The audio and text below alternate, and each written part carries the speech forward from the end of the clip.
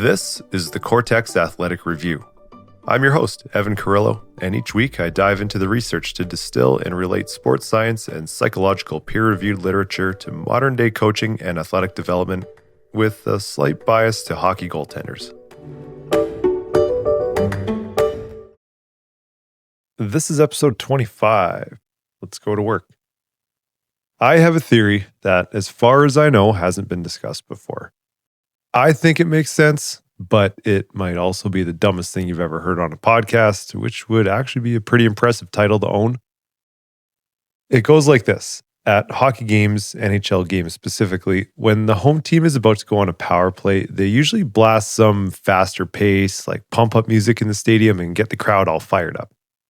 When the home team takes a penalty and has to go on the penalty kill, my recollection is the music person typically plays something neutral or even a bit slower paced. On the surface, this all makes sense. Everyone gets fired up at the prospect of their home team scoring on the power play, and likewise sending the message to the visiting team that the crowd doesn't care if they score when the home team is killing a penalty. But my theory is that it would actually be more effective if this intensity dynamic was reversed. That the home team on the power play gets the neutral music and the visiting team on the power play gets the intense pump-up music. Now I get trying to picture this from a fan's perspective would come across as pretty strange, even backwards. There's no doubt about that. But my reasoning is between a power play and a penalty kill, the power play is by far the more structured of the two and requires a higher degree of skill execution. Passes have to be accurate and received and spot on, not bobbled. Plays have to be set, pucks and shots placed with a fair bit of precision here. Players already feel some added pressure when they step out on a power play, as well as the fans, and this becomes painfully evident when a team struggles to gain entry to the zone or get set up. My theory is that by inducing a neutral arousal state by the music or crowd noise would actually play better to the power play unit's ability to execute the higher precision task.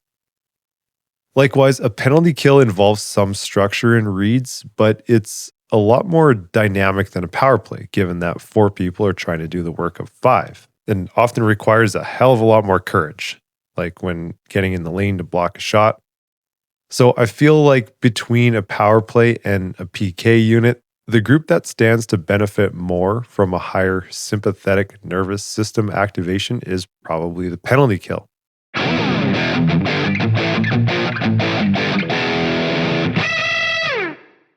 So what does that have to do with anything? I came across an article last week that explored the role of music in athlete performance.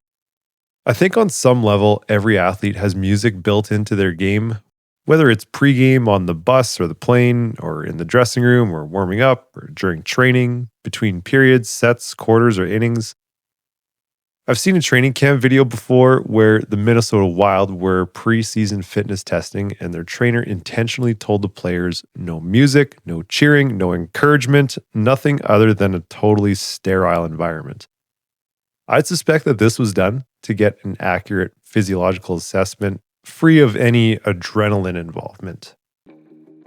The article this week is titled Music to Move You, Comparing Effects of Music Genre on Subjective Performance of Football Players in a Practice Setting.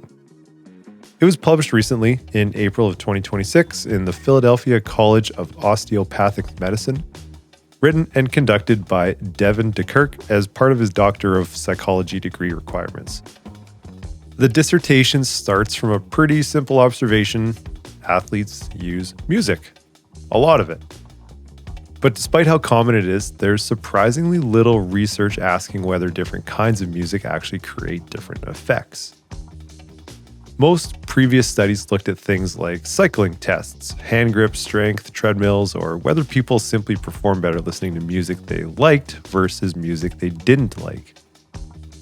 But as we know, sport is not performed in a lab. It happens in dynamic environments with teammates, emotions, pressures, fatigue, and a whole bunch of other moving pieces.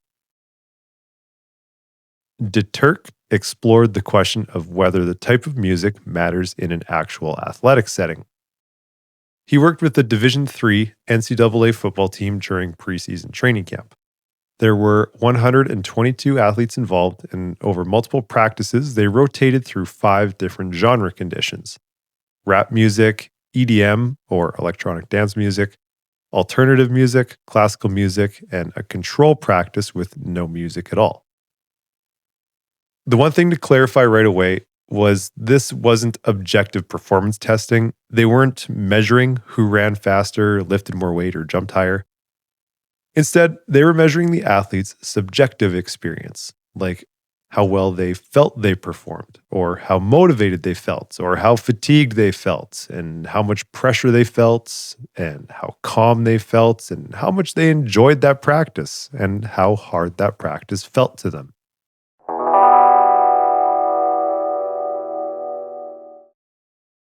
The first thing that jumped out to me was that there wasn't one single genre that dominated everything else. It wasn't as if this EDM turned everyone into raving superheroes or classical music transformed these football players into docile academics. Different genres seemed to create different psychological effects. For example, some genres appeared to influence enjoyment more. Some influenced the mood more, and some influenced feelings of competence, and some influenced fatigue. This is important because we tend to talk about music like it only has one job: get people fired up. But if I might call on the article from last week about how the sympathetic and parasympathetic nervous systems operate in this balance, it appears that music might be having a similar effect. Like if I walk into a gym and put on my favorite Slipknot or As I Lay Dying song before a max deadlift attempt, that's creating a different nervous system activation state than if I'm trying to learn some functions in Microsoft Excel.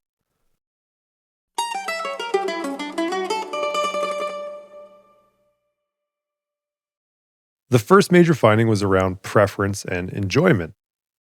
Rap was the clear winner in terms of what athletes simply liked the most. Players reported the highest enjoyment levels, the highest interest in practice, and they also rated themselves as feeling the most competent and capable while listening to rap. This probably isn't groundbreaking news to anyone.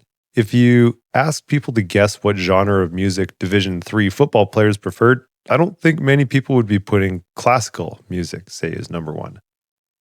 But here's where things start to get a little bit more off the beaten path. The music athletes liked the most wasn't automatically the music associated with the strongest outcomes. The surprise of this study was the alternative music. Alternative music produced the biggest improvements in overall mood. Players reported the largest increase in positive feelings after practice and the biggest decreases in negative feelings. The paper unfortunately doesn't list the specific bands or songs used, which is a bit painful to be honest, because I really wanted to know what exactly was in that alternative playlist. So while rap was getting the popular "I like this" the most vote, alternative was sneakily producing some of the strongest emotional outcomes.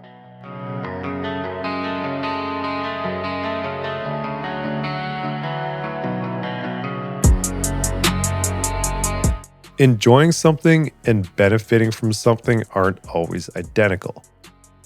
So I enjoy eating cheeseburgers more than skinless grilled chicken, plain rice, and carrots. That certainly doesn't mean that cheeseburgers are the better performance option. That's a pretty stupid example, but you get the idea. Perhaps something similar is happening here. Maybe the music that you want to turn up and share with your neighbors isn't the same music creating the most useful psychological state for the task ahead.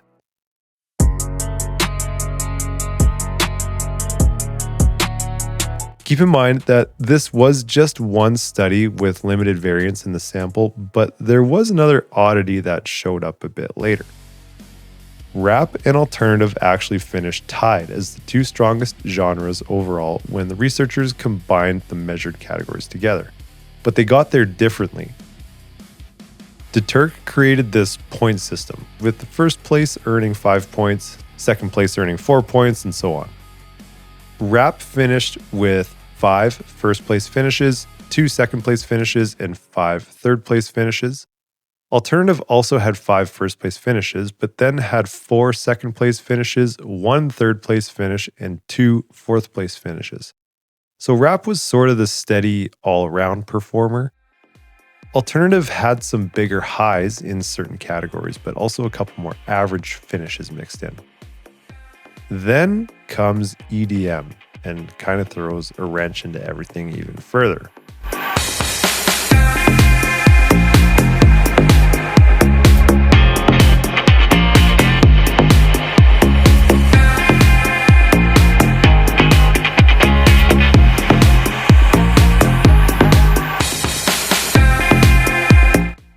EDM ended up producing probably the strangest profile in this whole study. EDM, remember an acronym for electronic dance music, tends to be faster, more energetic, higher tempo, and previous research has suggested that those characteristics might have the effect of increasing arousal, improving rhythm, and even reducing perceived effort. So the expectation was basically higher energy music often leads to better outcomes. This wasn't in the study, but my brain immediately went to the possibility that there's a Yerkes-Dodson type nuance here too, where athletes will perform their best when their arousal is at an optimal level to match the task difficulty. Arousal can't be too low nor too high, and every athlete has a theoretical sweet spot. So high energy, arousal increasing music might not always work if the athlete is already overstimulated or over-aroused. But with the study, at first it appeared that some of the results were heading in the direction of higher arousal is better for football performance, which given the nature of football kind of makes sense. EDM finished with relatively strong subjective performance ratings and ranked near the top overall. But then things start to get a little bit weird with some of the other categories. Players listening to EDM also reported the highest levels of fatigue and the highest ratings of perceived exertion, or RPE. Just as a reminder, RPE is basically asking, how hard did that feel? Not how hard it was objectively, but how hard did that task feel that you just completed? On top of that, EDM also somehow produced the biggest increase in feelings of calmness and tranquility after practice. What the f?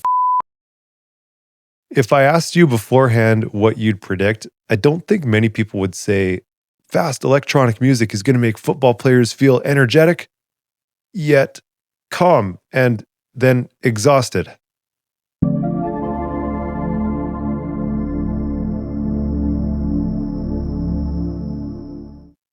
DeTurk offers an interesting explanation for this. Maybe EDM wasn't acting like a distraction from effort. Maybe it was doing the opposite and actually just increasing intensity. Maybe the athletes became more energized and more engaged and pushed a little more and then walked off the field saying, that was a grind, but I feel pretty good right now. The last major piece this paper explored was whether preference actually mattered. My own prediction here would have been that, yeah, of course preference has to matter. Play the music I like, and I'll feel better going into the performance. Seems pretty straightforward, but the results didn't really line up with it that clean. Rap, alternative, and EDM were generally the most preferred genres among the athletes, and those genres did tend to outperform classical and no music across most of the categories. So preference wasn't meaningless, but it also wasn't some perfect one-to-one relationship. The athlete's favorite genre, which was rap, did not automatically dominate every outcome measure. And some of the strongest emotional outcomes actually showed up with alternative music.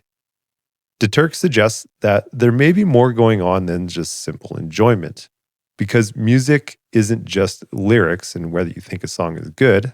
There's tempo, rhythm, emotional tone, and intensity. Maybe even the mental state that music creates before the performance.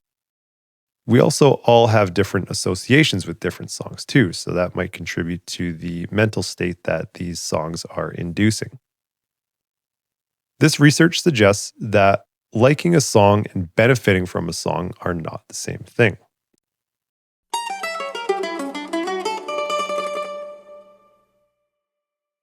Speaking with my coaching hat on, I'll offer my trademark statement here. I'm not totally sure what to do with this information. Perhaps there's some performance benefit if the music being used moves the nervous system toward a state that better matches the upcoming task, but I wouldn't be skipping any training or proper preparation to bank on this. I also think this becomes tricky for athletes because the difference between what do I like and what is helping me might not always be the same answer. If nothing else, maybe it's worth shifting the question from what's my favorite music to what state am I trying to create here?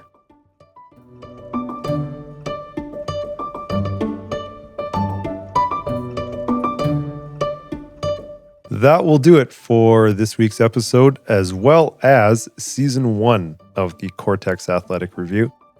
I'm going to go on a 4-week break, and I'll pick this show up back on June 25th. 25 episodes is that nice, about half of a year's worth of effort, 25 weeks straight of producing a show. It's just that time of year where taking a little bit of a break from things and winding things down a little bit is very much needed.